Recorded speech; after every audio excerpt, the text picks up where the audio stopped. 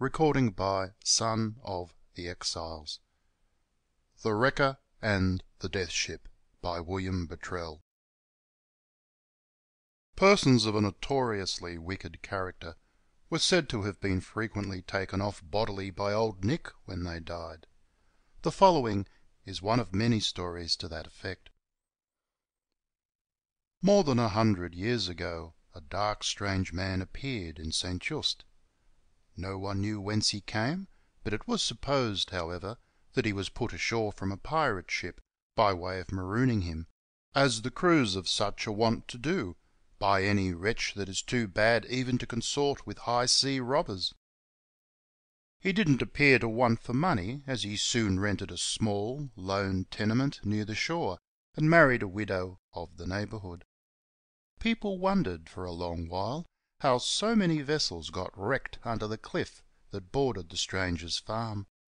At length it was discovered that on dark winter nights, when honest folk were abed, he made it his practice to fasten a lantern to the neck of a horse which he had hobbled, by tying down its head to a foreleg. Then he drove the horse along near the cliff, and the lantern, from its motion, would be taken for a vessel's stern light. Consequently those on board ships sailing by, expecting to find plenty of sea room, would come right in and be wrecked on the rocks. Any of their crews that escaped a watery grave the wretch would knock on the head with his axe, or cut off their hand when they tried to grasp the rocks. He lived along and became rich by his sin.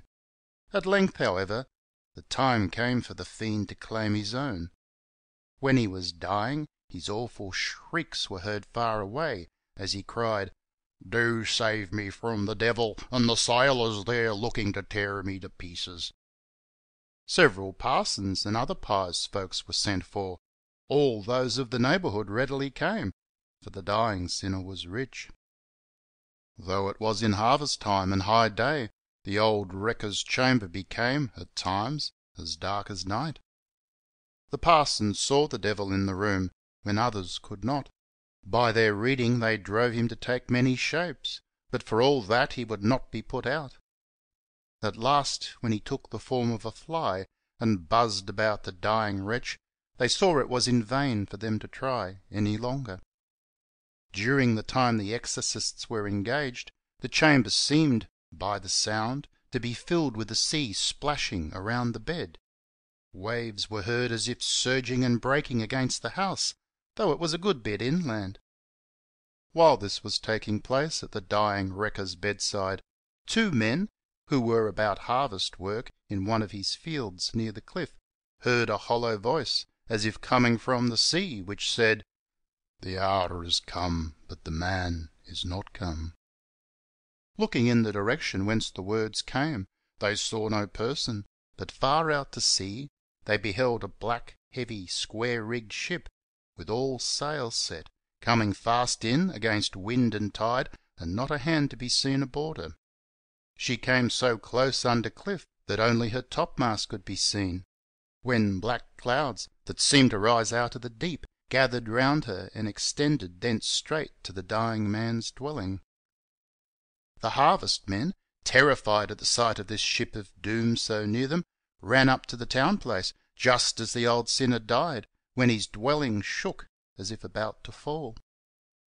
Everybody in great fright rushed out and saw the black clouds roll off towards the death ship, which at once sailed away, amidst a blaze of lightning, far over sea, and disappeared.